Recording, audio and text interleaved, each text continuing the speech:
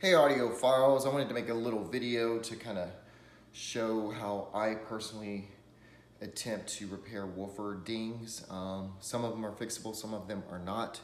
In this case, this one's not going to be fixable, but I'm going to make it better and I'm going to improve it versus from how it was. And so through this process, I'm just going to show a few techniques that might help you guys and ladies pop dings out of your speakers. That way you can at least have an idea of how this works. Even though I won't be successful, I'm just gonna attempt to show you the techniques. So first of all, I'm gonna turn my camera here. Here is a speaker I'm dealing with. It's a really nice 10-inch. It's from an NHT system. I'll show you that in a little bit. Very nice subwoofer. So you can see the dings in it. This is aluminum. It's not like it's paper or foam or anything like that. It's hard. Once you get a dent in it, it's like an automobile, it's dented.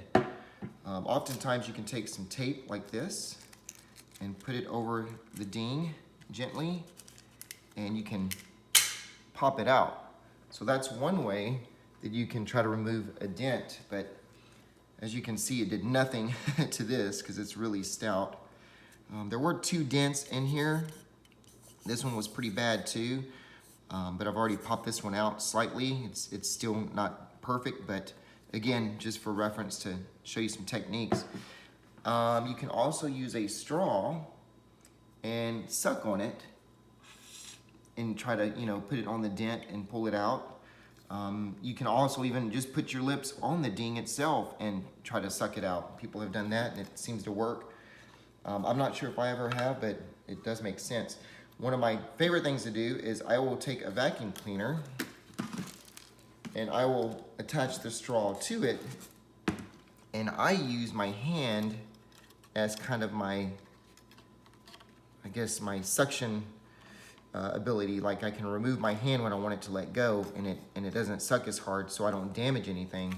So what you can do is just kind of hold the straw there, turn the vacuum on.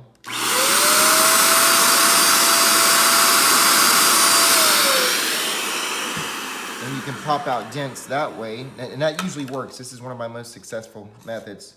But what I'm gonna do here today is I'm going to use my hot glue gun technique and toothpicks. And so let's see if I can get this right for the first time while I'm filming here.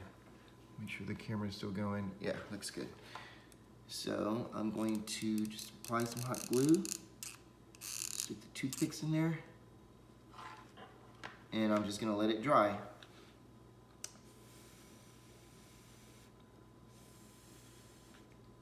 Okay, I'm gonna give that a moment. In the meantime, I'll show you the woofer here that I've got.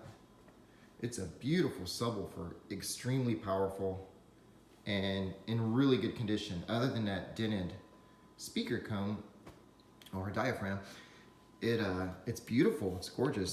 So lots of bracing internally.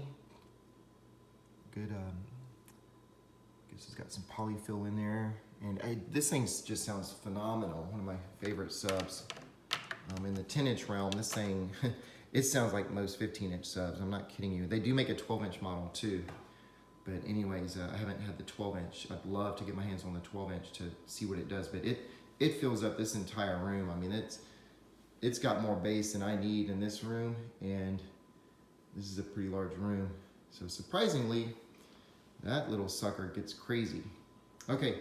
My glue should be dry, so I'm gonna go ahead and put the camera back down. And let's see what happens here. Oops, wrong way. All right, let's see if I can pop this dent out to make it look at least better. My goal is better, not perfect. Wow, looky there. It actually came out pretty darn nice. I might, at this point, put a little bit of glue here and just a tiny amount, maybe with one toothpick, and just try to pop that part out and maybe a few portions of this part of the dent. And from so many feet away, if I get it done right, you won't notice the dents as bad. So I hope this helps. And let me turn my camera back up so I can sign out. Let's see, where am I at? Okay. Anyways, I hope this helps some of you understand different techniques to repair speakers. You're not always going to be successful. I suggest trying this on more older damaged speakers. If you have something laying around the house that you don't need, maybe put a dent in it on purpose and see if you can remove it and just play around. But I've got, I don't know, 25 years of fixing speakers and audio. So anyways, please learn from me and make your mistakes happen on old junk, so not your new good stuff. Hope this helps y'all. Bye.